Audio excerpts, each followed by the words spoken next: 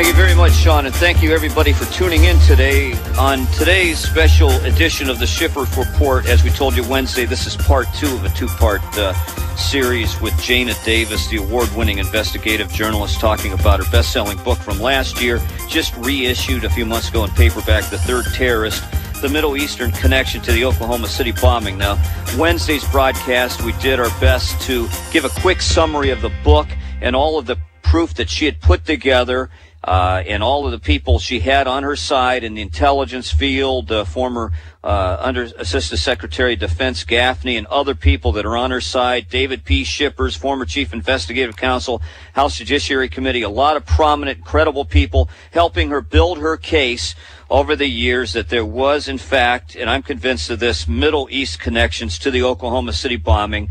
McVeigh and Terry Nichols took the fall.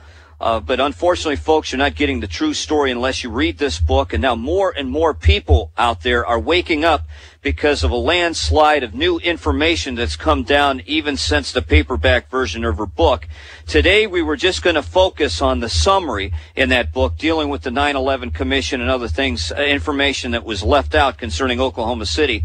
But over the past few days, information came out, thanks to Congressman Curt Weldon, information about Able Danger. If you've been finding out this information, if not, go to the websites. Rush Limbaugh talking about it today. Also, new information today, Rush Limbaugh broke concerning Jamie Gorelick's memo that basically erected a wall, whereas investigators could not share information that they received on terrorist plots, et cetera, men like Mohammed Atta with the press or with prosecutors or defense attorneys. So this wall that was erected, discussed a lot during the 9/11 Commission.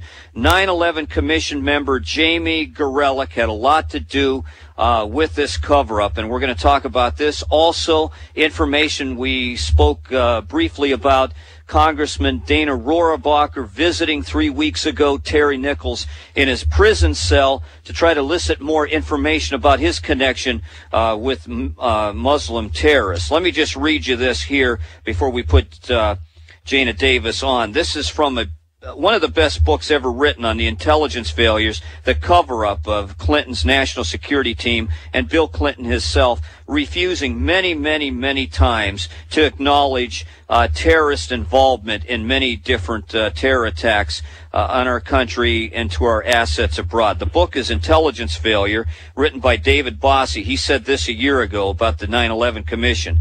The 9/11 or King Commission must be viewed in the context of its makeup. There are 5 Republicans and 5 Democrats on the commission, and logic holds that it should be fair and balanced. Nothing could be further from the truth. If people followed that report last year, you'll know he's speaking the truth here.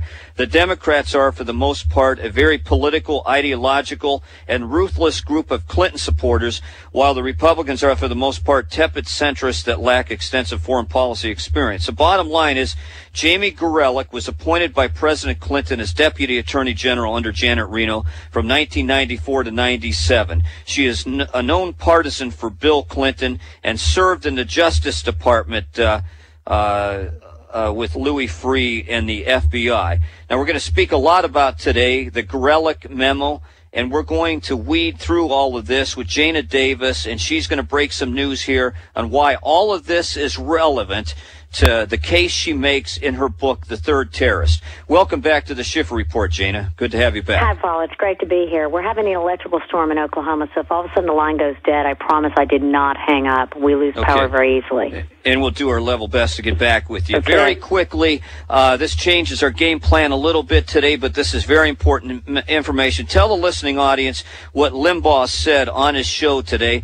Very quickly summarize what the Gorelick memo was and what all of this means to your case. Is that back in the summer of 1995, in the month of June, Jamie Gorelick issued a memorandum that actually erected a wall within the FBI, in the Justice Department, between agents that were part of the counter-terrorism division, which would mean they'd be receiving intelligence on possible terrorist threats here in the United States of America, and then the agents that worked prosecution of cases where acts of violence had already been carried out by terrorist groups. So basically what you're talking about is the guys that want to prevent terrorist attacks can't take the information they're getting from the field and their informants and other sources and share them with the people that are prosecuting crimes of terrorism that have already taken place. Why is the timeline of the erecting of that memo so important in context of my book, The Third Terrorist, The Middle East Connection to the Oklahoma City Bombing? For those of your listeners who are not familiar with me, I was an investigative reporter for the NBC affiliate KFOR-TV in Oklahoma City. I've conducted a 10-year investigation into the bombing of the building, which began on April 19th, shortly after 9:02 a.m. I found a cadre of Iraqi soldiers that immigrated here after the Persian Gulf War. My research shows them to have been false defectors, dispatched on behalf of Saddam Hussein to avenge his humiliating Gulf War defeat. They teamed up with two, quote, lily whites, Americans, Tim McVeigh and Terry Nichols, and executed the bombing of an American federal building. I have 22 eyewitness statements in which Oklahomans positively identify 8 of these Iraqi soldiers aiding and abetting Tim McVeigh and a few rare instances, Terry Nichols, here in Oklahoma City in the months, weeks, days, and final moments leading up to the delivery of that bomb truck to Fifth and Harvey in the America's heartland. That's what I have. The man identified by multiple eyewitnesses is John Doe 2 in the company of McVeigh prior to the bombing, in the Ryder truck the morning of April 19th, stepping out of the truck at Ground Zero in front of the ill-fated Murrah building, in the driver's seat of a brown Chevrolet pickup, peeling away from the curb of that doomed building moments before the fertilizer bomb was detonated. This man is Hussein Hasham al-Husseini. According to military intelligence officials, he has emblematic tattoos on his upper left arm and immigration files that show he most likely served in the Iraqi Republican Guard and would have been promoted up the ranks to the Iraqi Intelligence Service Unit 999 that was once based out of Salman Park, southeast of Baghdad, and he would have been tasked with actual clandestine operations, quote, overseas. This man has no provable alibi for the critical hours of April 19, 1995, and to this day, a decade later, the Department of Justice, despite requests from members of Congress, very prominent members of Congress, and others in the media, will not officially clear him of suspicion in the bombing. He went on to work at Boston Logan International Airport, and in 1997 had a nervous breakdown about that job. And Paul, he told his psychiatrist he was experiencing panic attacks because he knew something dire was going to happen at Boston Logan. Quote, if something happens there, I'll be a suspect. 4 years later, that very airport was the point of origin for 2 of the 4 flights that took off and slammed into the World Trade Center. What did this Iraqi soldier know about the formative stages of an al-Qaeda plot? I think this is real interesting in light of everything that's happening right now on the national stage regarding the 9/11 Commission, and information now trickling out that there was a classified military intelligence unit that had identified an al-Qaeda cell that included Muhammad Atta and 3 of the other 9/11 hijackers right here on U.S. soil in the state of New York. That information was not properly shared with the FBI to, quote, take out that cell in 2000, more than a year and a half before the attacks on the World Trade Center. What I have in my book, The Third Terrorist, I think is by far even more egregious, and that is a man identified by multiple eyewitnesses in the actual commission of taking down a 9-story high-rise in which 171 Americans, including 19 children, lost their lives. And that man predicted 4 years before 9/11 something dire would occur at Boston Logan International Airport. And why is he not in custody today? And why is he not being questioned? And this information was placed before the 9/11 Commission. Commissioner John Lehman asked FBI Director Louis Freeh, when he testified under oath on April 13th, 2004, before the panel, about my book, The Third Terrorist, and he said, information in this book begs further investigation, and asked the director if he was confident that the Bureau ran to ground all leads of a possible Iraq al-Qaeda connection to the Oklahoma City bombing. And Louis Freeh, chief law enforcement officer over the FBI at the time of the most prestigious investigation on U.S. soil into a criminal act against U.S. citizens, would have been able to hit the ball out of the ballpark and say, absolutely, irrefutably, there was no Middle Eastern connection to the Oklahoma City bombing. And this man, honorable man that he is, under oath, said, other than that book referring to the third terrorist, I know of no other credible source of a Middle Eastern connection, but I haven't read the book and would not dismiss the premise of my research. And that's all documented in the paperback version of your book, The Third Terrorist, in the afterwards section. Again, conservative Republican commissioner on the 9/11 Commission, John Lehman, former Secretary of the Navy under Ronald Reagan, confronting former FBI Director Louis Freeh, who was Director of the FBI during the 8 years of the Clinton years. And, when you were doing your investigation for the first book and then the follow-up, you had a little bit of knowledge on the Jamie Gorelick and her memo. We knew that she was a bad person right there in the commission. She had no business being on that commission. In fact, Rush Limbaugh continues to say that she herself should be investigated for these intelligence lapses and for her so-called memo, the Gorelick memo. She had no business being on that 9/11 commission, trying to connect the dots, finding out what's going on. Now that you see this full picture play out, especially the information that you heard today on Limbaugh's show and the information on Congressman Kurt Weldon, are you more fully convinced now that FBI Director Louis Freeh was not in on the loop on this, that the blame goes to Bill Clinton, Jamie Gorelick in that memo? Absolutely, absolutely. I know a lot of fine people in Washington, the Pentagon, that know Director Freeh, and I have a lot of friends in the FBI, good agents, honorable agents with hindquarters. Louis Freeh didn't know about my investigation. I'm confident of that. And I think if he had, he would have stopped at nothing to do something about it. As for the Gorelick memo, I think the timeline of when it was actually drafted is so important. June 1995. Let's go back. June 7th. And you just found this out, correct? I just found this out. I've been trying to get the date on the memo for more than a year now, and it finally was broadcast today on the Rush Limbaugh's show that it was June 13th, 1995. Now, I want to confirm that, but I did find a Washington Post article that said it was the summer of 1995, so the same general time frame. So I'm comfortable in stating that I believe the investigation conducted by me as an investigative reporter at the NBC affiliate KFOR-TV may have been instrumental in erecting that wall. Let me tell you why. So in other words, this wall, the main reason, in your opinion, and this makes sense to me reading your book, the main reason this wall of separation was put up there in the Justice Department and the FBI to restrain the efforts of good FBI agents like Agent Vogel, who's a good friend of yours. The reason why this memo was put up there, the major reason, was to shut down the Oklahoma City investigation. That is my, as a reporter, and after 10 years of looking at this, it is my informed opinion that is why, in part, it was erected. June 1995, June 7th, is when KFOR-TV broke the story that two witnesses in Oklahoma City positively identified Timothy McVeigh was an Iraqi soldier drinking beer. Right. Okay. That story hit the wires. I got a phone call from a reporter at WABC in New York who was a very good friend of mine that knew me and from my days working in Tyler, Texas, and he knew I had very credible reporting. They repackaged the story and they aired it on WABC in New York. The New York Times called our station. Bob Dole's office called our station. We were flooded with mainstream media. Calls were pouring in. We were deluged, Paul. We had credibility. We were mainstream television. We were the flagship station that was taken by CNN on the day of the bombing. We had network crews camped out right there in our newsroom, and this story broke, and we had credibility.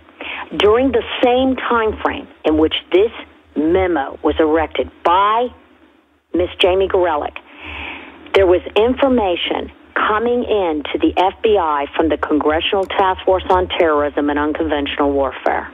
It was a prior warning that was issued 6 weeks before the attack on the Murrah building, and it clearly stated that the attack that was going to go toward America's heartland, there was an Islamic plot that was in the works, and that two lily whites, somebody of no ostensible ties to an Arab terrorist organization, had been recruited by Iran-sponsored Islamic terrorists on U.S. soil to carry out the bombing of an American federal building.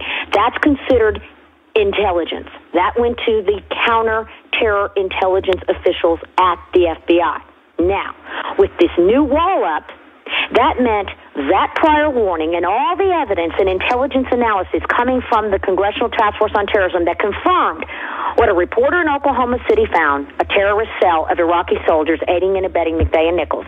All that information coming from the Congressional Task Force could not be shared with the good FBI agents that were actually investigating the crime itself.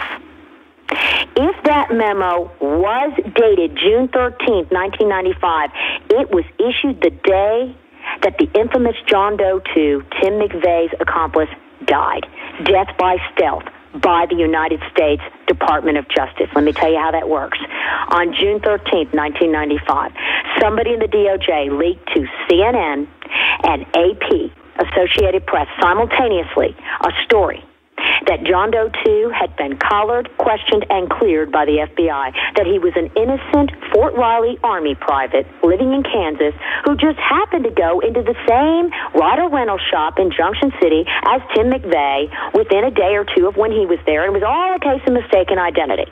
So John Doe 2, quote, never existed.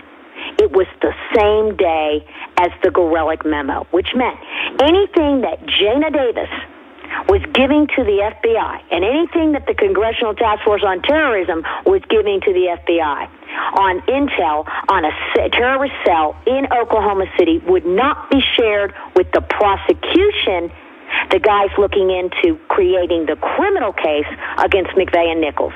And according to Ms. Gorelick, then, legally, they could withhold those prior warnings that the Congressional Task Force issued, and they did it. But I don't think it was legal. In my opinion, Jana, we just one of the things we discussed pertaining to your book and your investigation on Wednesday's broadcast 2 days ago was your friend, former FBI agent Dan Vogel, got very distressed because he was being shut down all the time. He had all of your documentation. He was trying to make sense out of it. He was to testify in a courtroom on a trial concerning this case, John Doe 2, and the judge ordered him that he could not testify and review transcripts that you had from eyewitnesses, key eyewitnesses, that placed an Arab man, an Iraqi soldier, purportedly Hussein al-Husseini, with Timothy McVeigh in that Ryder truck.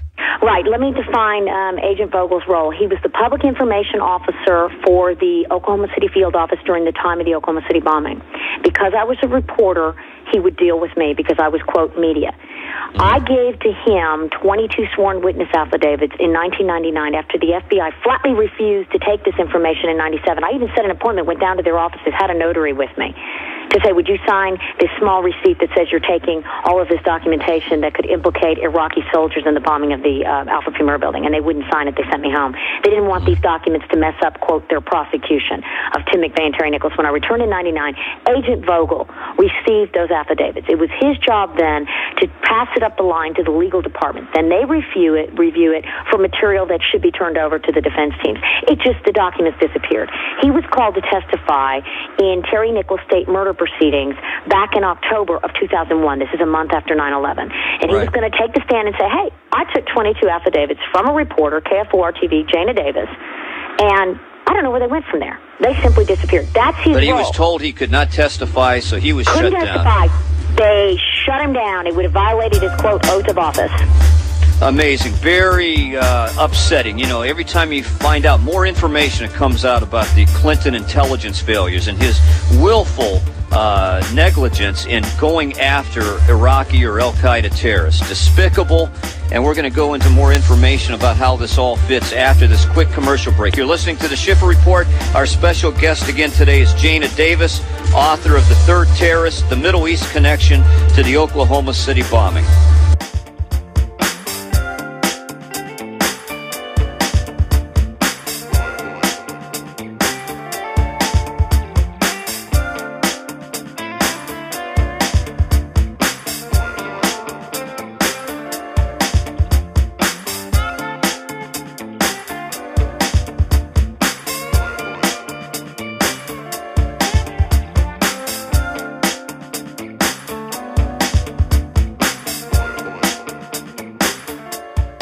Thanks for tuning in today, and my producer Sean Weisbarth is busy working on updating our website. We had received a couple photos from Jana Davis, and we'll have Jana explain that a little later in the program, because it's another very important piece of this whole puzzle we've been trying to put together the past couple shows, Wednesday and today, concerning her book, The Third Terrorist, The Middle East Connection to the Oklahoma City Bombing. Surveillance video cameras, they're there, took photos. One of the photos we have that we're going to put on our website shows a Ryder truck sitting outside of the Murrah building less than 6 or 7 minutes before the time of detonation of the explosives in that truck, and we'll talk a little bit about that later.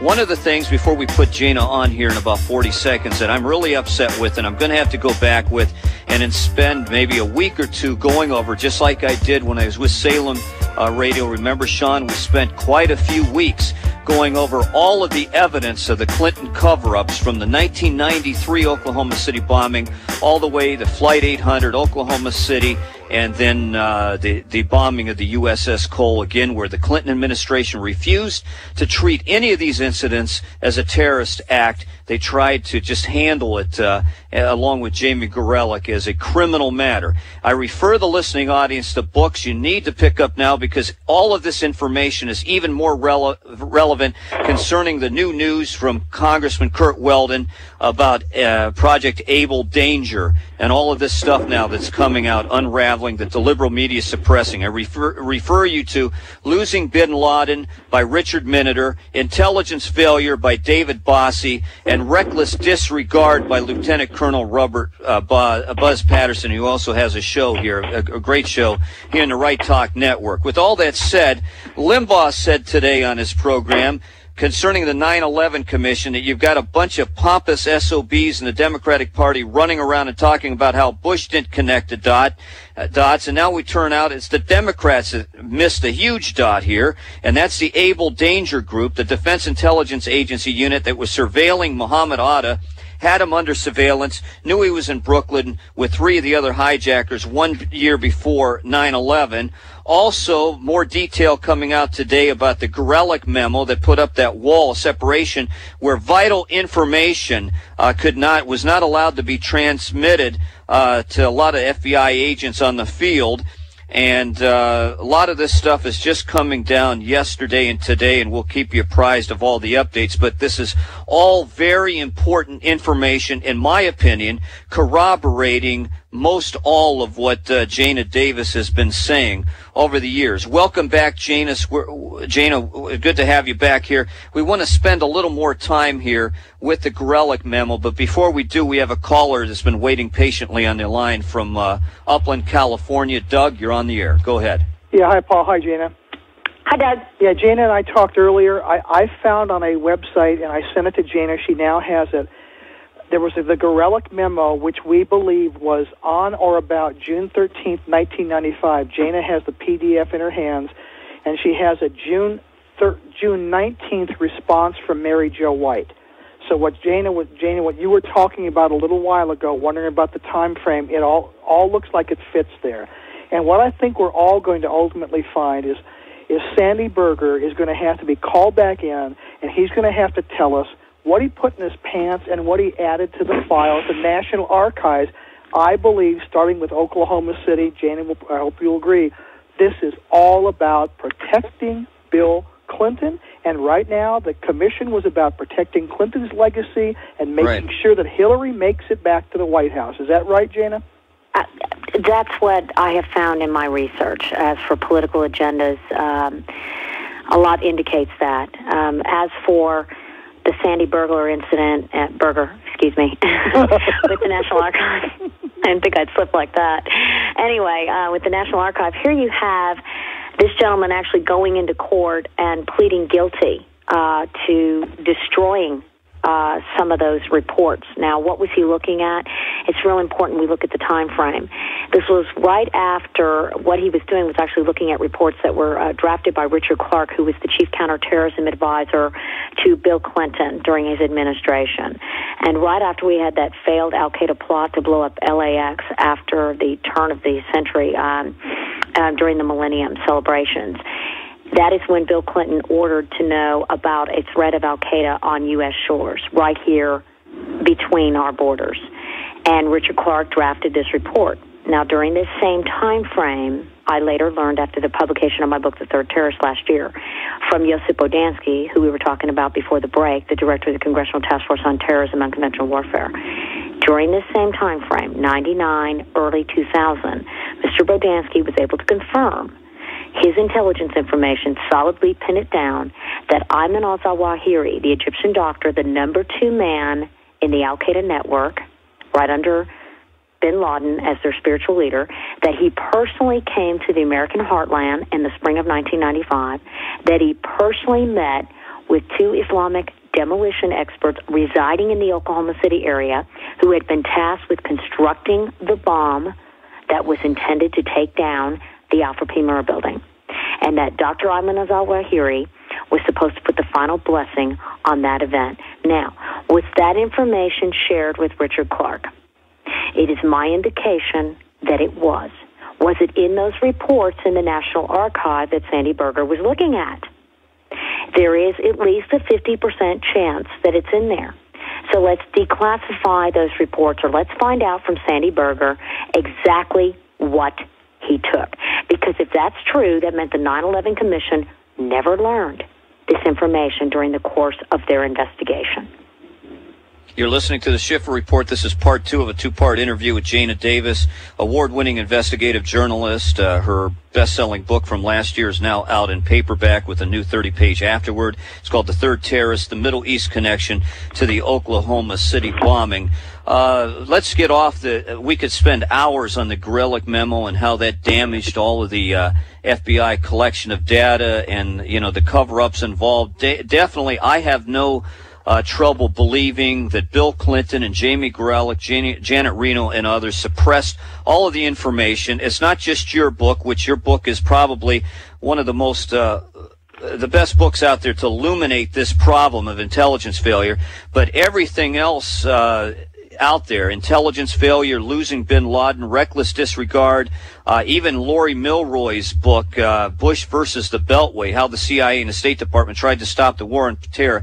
Jana, there's a perfect picture that comes out now, confirmed again by Rush Limbaugh today and Kurt Weldon, and that is the fact that there's no doubt Bill Clinton covered up any aspect of Middle Eastern terrorist or Al-Qaeda or Iraqi involvement in any of the terror attacks from the 93 Tower City bombings all the way to the USS Cole. And I would include in that the great work that Jack Cashel did showing all the evidence of an Al-Qaeda attack or Middle Eastern terror attack on Flight 800. Go ahead, Jana. Yes, and I would say that I lived Oklahoma City, and I think that the truth lies in those archives that have been sealed and those documents, and I think that we need to declassify a lot of the Congressional Task Force warnings and reports and analyses that came out after the Oklahoma City bombing that would have been shared with the Department of Justice, and in particular the Office of the Assistant Attorney General, Jamie Gorelick. And was that information shared with the prosecutors or the defense teams? Obviously, it wasn't turned over. Under Brady law, it had to go to the defense teams because it mitigated the role of McVeigh and Nichols as mules as a small cogs in a very large wheel under the umbrella of foreign state sponsorship of an act of terror against U.S. citizens right here on domestic soil. Let's get to another angle now. One of the other things we're going to focus most of today's broadcast on, but because of this new breaking news on Limbaugh's show about the Gorelick memo and everything else pertaining to this Able Danger Group, we needed to spend time with that. Let's move ahead now to something we're trying. Well, you sent my producer Sean a couple photos. We're trying to clean them up. Maybe you can send us some better takes, but tell us about all of the video security cameras that were set up the day of the bombing that were there, that you believe filmed everything that was out there, the Ryder truck, maybe the proof that shows John Doe number 2, Hussein al-Husseini, sitting in the truck with Timothy McVeigh. Tell us the significance of those videotape, the surveillance cameras, what is purportedly maybe on those, and what you're trying to do to get a hold of every one of those pictures. Okay, what I'm going to quote from is court records and admissions from the Department of Justice and actual FBI documents that prove the existence of surveillance tapes that were taken from businesses within the vicinity of the Alpha P. Murrah building, and that those tapes were recorded on or about April 15th to April 19th, 1995, the day of the attack. Now, what those tapes show in particular, I don't know, but I do know where the cameras are located, and I do know the evidence that has come out in a very lengthy case, a Freedom of Information Act lawsuit filed by a freelance journalist right here in Oklahoma City in federal court to get those tapes released. And during the course of that litigation, which basically ended 2 months before September 11, 2001, during the course of that investigation, the FBI was forced, and the Department of Justice, to go on the official record and admit that there are 22 surveillance tapes in its custody that would fit the description of coming from security cameras from downtown businesses near the Murrah building, dated April 15th to April 19th. Now, the FBI went on the record, and the Department of Justice, and clearly stated only one tape memorialized the events of April 19th. And that is the picture that I sent to your web design. That picture is a grainy black and white photo of a Ryder truck passing a high-rise apartment complex that was located northwest of the Murrah building, 1 block. And it didn't show anybody inside. As you can see, it's so grainy. It's so deteriorated. And the resolution is so that, Paul, there's no way you can distinguish if there's more than one person in that truck. You can barely read the words Ryder. Well, I did a thorough investigation, and the actual security company that installed the cameras on that apartment complex that recorded those images. And these gentlemen from ADT Security in Oklahoma City said, Jana, we're looking at these pictures, and it doesn't look like it came from our camera system. The resolution would have been 100 to 200 times greater. We would have been at least been able to distinguish if there were more than one figure inside the truck. Okay. Right. Now, there's a second problem. There was another tape that would have been recorded simultaneously with the actual camera that showed the Ryder truck outside this Regency Tower apartment complex. This camera in the lobby of this complex would have shown an angle toward the Murrah building, closer to where the Ryder truck parked before the bomb went off. That tape and that footage has never been released in court, but it's from the same tape of the photograph that's now on your website, which means the tape was intact and the images were recorded. At this point in time, let me give out our website and make it clear that we're trying to clean up those pictures better, so we're going to have them up on our website maybe by tonight or tomorrow. So if folks want to see what Jana Davis is talking about and some of the other information we have pertaining to the third terrorist, they go to our website, schifferreport.net. That's www.schifferreport.net. We're going to take a quick commercial break, and we have some more information when we come back, this time pertaining to Congressman Rohrabacher's attempts a few weeks ago to interrogate one of the other bombers, Terry Nichols. We'll be right back.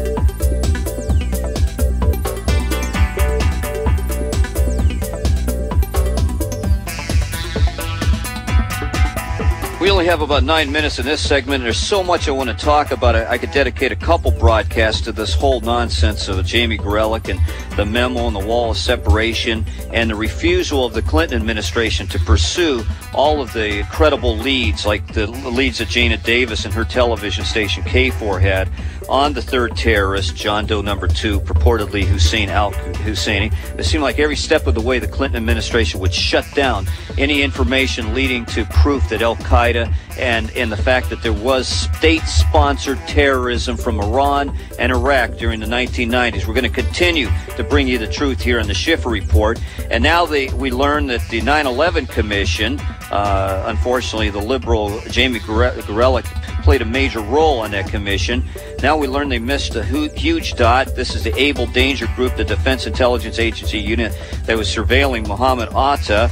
And Congressman Kurt Weldon, I'm quoting now Rush Limbaugh today, Congressman Weldon sent a letter yesterday to members of the 9/11 Commission, a scathing letter criticizing them in scathing terms, saying that it's a refusal to investigate Able Danger after being notified of its existence and its recent efforts to feign ignorance of the project while blaming others for supposedly withholding information on it, brings shame on the 9/11 commissioners and is evocative of the word tendencies of the federal government and that the commission worked to expose. Welcome back, Jana. We're going to talk a little bit more about those surveillance tapes, and I'll tell the listening audience now, we probably won't be able to put them up on our website till next week, but people need to keep going to our website and they'll see more relevant information, including these photos you're talking about, and that website is schifferreport.net. Go ahead, Jana.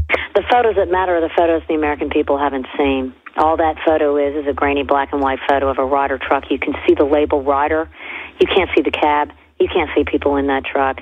And according to a Freedom of Information Act lawsuit that was litigated and, as I said, adjudicated by the summer of 2001, all of the tapes that could have memorialized the events of April 19th, the actual bombing of the building and all those involved, have been permanently sealed by Judge Richard Mach of Denver, Colorado, who presided over the two federal trials of Tim McVeigh and Terry Nichols.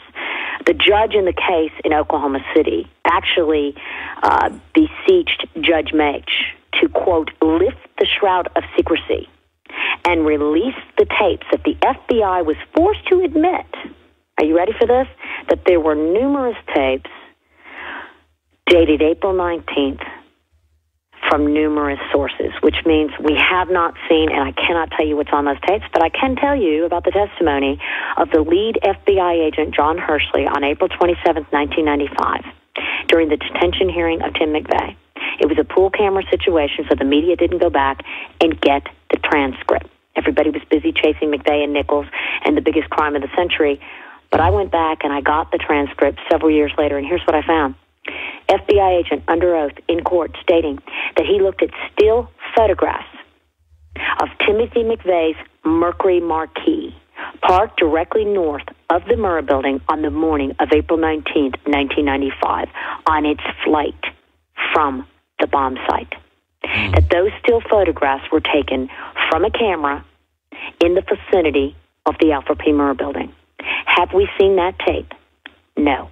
The FBI went under oath, under record, in a Freedom of Information Act lawsuit here in Oklahoma City in federal court and stated there was one picture taken from a camera near the Murrah building on April 19th. That's the picture I've given to you guys to put up on your website, which is far too blurry and too grainy to even distinguish what it is outside the window of that apartment complex. The bottom line here is somebody lied under oath to the court. And Judge Mach, at the time he was asked to lift his gag order and release those tapes, look, guys, the case has been adjudicated. Terry Nichols has gotten 2 life sentences without the possibility of parole. Tim McVeigh is dead and in the ground. There is nothing to interfere with law enforcement proceedings. Why can't the American people demand those tapes? They're not releasing them for a reason. I'm not going to speculate. Draw your own conclusions. It doesn't take a rocket scientist to figure out there's something on that tape that doesn't jibe with the government's case of a lone assassin, Tim McVeigh, driving up in the Ryder truck as the super bomber, delivering the bomb, and then making his mad getaway. The bottom line here is we haven't seen the tapes that the actual documents prove exist and that the Department of Justice was forced to admit before the court in federal court in Oklahoma City have not been released. Where's the outrage of the American people? The April 19th, all those involved, the worst act of terror of the 20th century is memorialized in some fashion on tape, and why are they not demanding the release of that evidence? I tell you who knows everything. It's just my gut instinct here, based on everything in your book, all of these other books of the Clinton intelligence failures of the 90s, and all this information we're getting now from Congressman Kurt Weldon about this project, Able Danger, and the stuff that Limbaugh revealed today. about the date of the Gorelick memo, June 19th, 1995. Jamie Gorelick knows everything, knows all the answers to all of these questions. I wish somebody would set up a special commission and put her under oath. Her and Sandy Berger and many other people. Let's go now to another interesting development. We put this on our website this week. Thanks for sending it to us. Is the meeting between Congressman Dana Rohrabacher and Terry Nichols at his prison there in Colorado. He's serving 2 consecutive life sentences. Congressman Rohrabacher went to him supposedly because he was intrigued by your book, wanted to find out what Terry Nichols knew about everything that took place that day. And of course, in your book, The Third Terrorist, you document the Philippine connection where Terry Nichols purportedly went over there and was taught how to make bombs from some members of Al-Qaeda in the Philippines. Go ahead. Right. There is evidence from a member of Abu Sayyaf, which is the Southeast Asia spin-off chapter of Al-Qaeda, that actually identified Terry Nichols in the Philippines with Ramzi Youssef. That was the mastermind of the first World Trade Center attack and one of bin Laden's chief bomb makers and explosives trainers. And according to Richard Clark, the former counterterrorism advisor to President Bill Clinton, he said the FBI and he himself could never disprove the theory that Terry Nichols actually trained under the tutelage of Ramzi Youssef in the macabre genius of terrorist bomb making. And he said, quote, Terry Nichols' bombs did not work before he went to the Philippines and were deadly when he returned. Now, ostensibly, you have a small-time Kansas farmer who's taking very pricey round trips to the Philippines that supposedly was going down there just for a mail-order bride. According to phone records and according to the testimony of members of Abu Sayyaf, he was down there actually learning and training with Ramzi Youssef side by side to learn to make the bomb that took down the Murrah building. So this is evidence that Congressman Rohrabacher presented to Terry Nichols in their face-to-face meeting on June 27th of this summer about whether or not there was a Middle Eastern connection to the Oklahoma City bombing. And what he said about my book was absolutely stunning. We'll get to that after this quick commercial break. You're listening to the Schiffer Reporter. Special guest today, part 2 of a 2-part interview with Jana Davis, the author of The Third Terrorist, the Middle East Connection to the Oklahoma City bombing. And remember to visit our website, schifferreport.net. We'll be right back.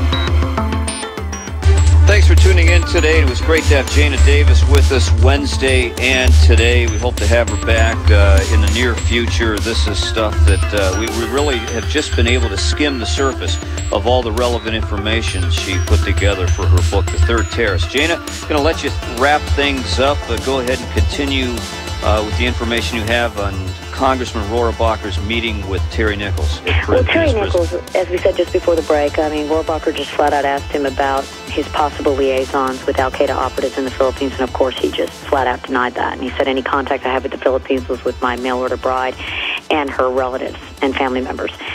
But then in the next breath came something rather disconcerting. And Rohrabacher said, well, we have a lot of witnesses in Oklahoma City who have signed sworn statements that positively identified Tim McVeigh in Oklahoma City with Iraqi soldiers. And according to the congressman, Nichols looked at him and said, well, sir, Tim McVeigh talked about Middle Easterners quite frequently, but he, quote, didn't remember the context. And he said McVeigh kept all that information compartmentalized. But it was his belief that the theory presented in the book, The Third Terrorist, quote, could be correct, end quote. And has there been any follow-up? Rohrabacher wanted to put a congressional committee together to investigate this. Are you able to speak on that? Yeah, he couldn't get the funding from Chairman Hyde. He couldn't get the funding to go forward. David Shippers, the chief investigative counsel to the House Judiciary Committee for the impeachment trial of Bill Clinton, came to town in May, sat down with these witnesses face-to-face, recorded them in very detailed interviews. They stood by their original affidavits and statements. I prepared the information to fly to Washington to show these witness interviews to Congressman Rohrabacher and Chairman Hyde and others. And I was pretty stunned when they didn't have the budget for one plane ticket. Very quickly, give out your website. It's just Jana Davis, Jayna Davis.com. And go to schifferreport.net. Thanks for tuning in, and thanks for joining us, Jana. Thank you.